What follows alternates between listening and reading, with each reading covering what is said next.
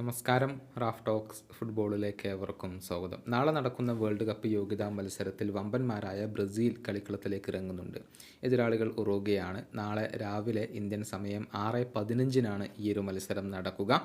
ബ്രസീലിനെ സംബന്ധിച്ചിടത്തോളം ഈ മത്സരം ഒട്ടും എളുപ്പമാവില്ല. കാരണം സമീപകാലത്ത് തകർപ്പൻ പ്രകടനമാണ് ഉറുഗ്വ നടത്തിക്കൊണ്ടിരിക്കുന്നത്.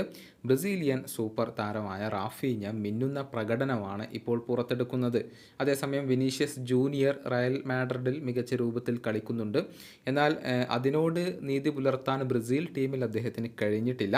പക്ഷേ രണ്ടുപേരും ഒരുമിച്ച് ഫോമിലേക്ക് ഉയർന്നു കഴിഞ്ഞാൽ അത് ബ്രസീലിന് ഏറെ ഗുണം ചെയ്യും എന്ന കാര്യത്തിൽ സംശയങ്ങൾ ഒന്നുമില്ല. ഇതേക്കുറിച്ച് ബ്രസീലിൻ്റെ പരിശീലകനായ ഡൊറിവാൽ ജൂനിയർ ചില കാര്യങ്ങൾ പറഞ്ഞിട്ടുണ്ട്. അതായത് രണ്ടുപേർക്കും കംഫർട്ടബിളായ ഒരു ശൈലി കണ്ടെത്താനുള്ള ശ്രമങ്ങളിലാണ് താനിപ്പോൾ ഉള്ളത് എന്നാണ് ബ്രസീലിൻ്റെ പരിശീലകൻ പറഞ്ഞിട്ടുള്ളത്.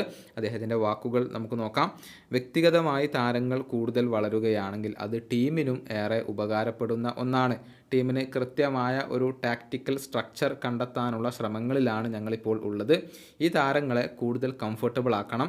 കോപ്പ അമേരിക്കയിൽ ഞങ്ങൾക്ക് അതിന് സാധിച്ചില്ല. പക്ഷേ കുറച്ച് ട്രെയിനിങ് സെഷനുകൾ കൊണ്ട് മാത്രം ഞങ്ങൾ ഏറെ മെച്ചപ്പെട്ടു. അത് ഇപ്പോൾ ഞങ്ങൾ തെളിയിച്ച് കഴിഞ്ഞിട്ടുണ്ട്. വിനിയും റാഫീഞ്ഞയും വ്യക്തിഗതമായി വളർന്നു കഴിഞ്ഞാൽ അത് ടീമിനും വളർച്ച നൽകുന്ന ഒരു കാര്യമാണ്. ഇതാണ് ബ്രസീലിൻ്റെ പരിശീലകൻ ഇപ്പോൾ പറഞ്ഞിട്ടുള്ളത്.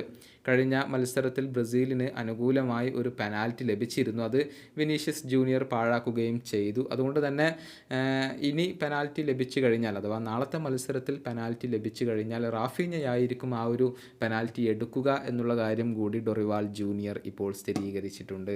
ഈ വീഡിയോയുടെ അവസാനിപ്പിക്കുന്നു. ഫുട്ബോൾ ലോകത്തെ കൂടുതൽ വിശേഷങ്ങളുമായി റാഫ് ടോക്സ് കൊണ്ടുമെത്താം.